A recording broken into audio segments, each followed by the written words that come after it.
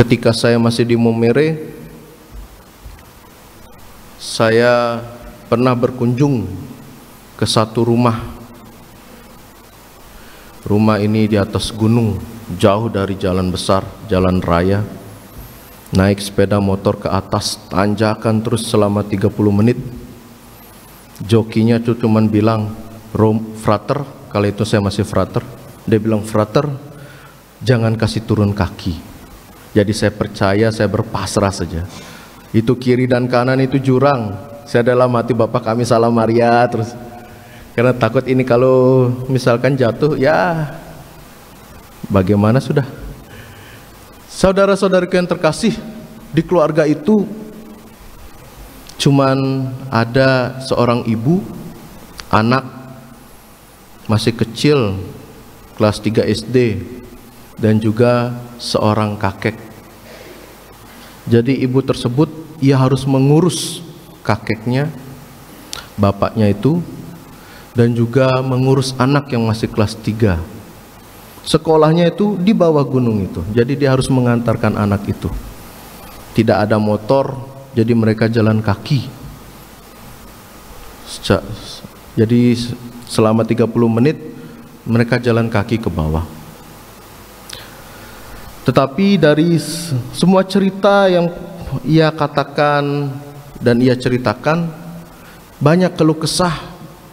Ada senangnya, ada dukanya, lebih banyak dukanya, lebih banyak bersedih. Kadang ibu itu menangis katanya. Ternyata anak itu bukan anaknya sendiri, bukan anaknya, tetapi anak angkat milik sepupunya. Jadi diangkat menjadi anak kandungnya.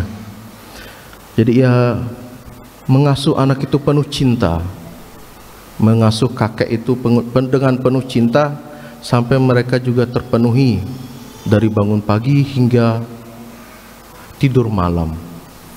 Jadi ia harus bangun pagi-pagi dan tidur paling terakhir.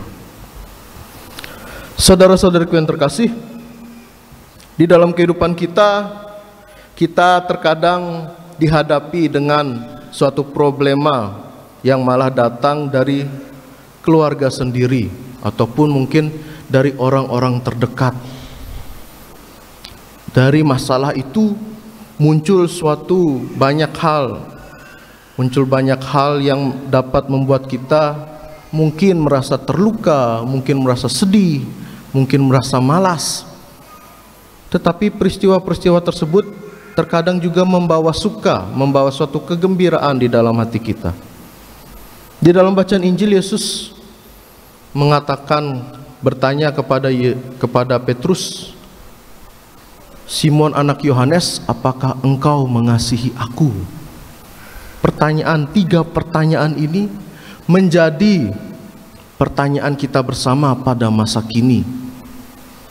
Kita sebagai umat Allah yang baik, kita diajak untuk bisa merefleksikan 3 pertanyaan Yesus. Apakah engkau mengasihi aku? Dari sebelumnya kita membaca bacaan Injil, bagaimana Yesus pernah ditanya sebanyak 3 kali dan ia menyangkal. Lalu ketika Yesus bangkit, Yesus bertanya lagi ketiga kalinya.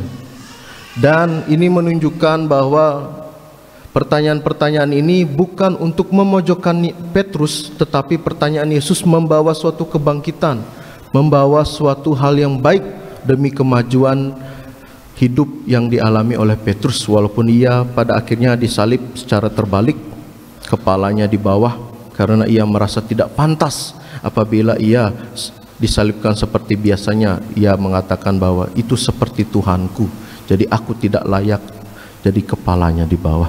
Saudara-saudaraku yang terkasih, oleh karena itu di dalam kehidupan kita, lewat 3 pertanyaan, apakah engkau mengasihi aku, kita diajak untuk bisa mengasihi orang-orang terdekat kita, terutama di dalam keluarga kita.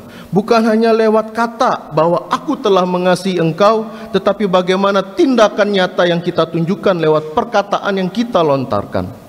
Jadi bukan hanya sekadar wacana saja, tetapi tindakan nyata yang harus kita tunjukkan kepada mereka, terutama mereka yang kita kasihi.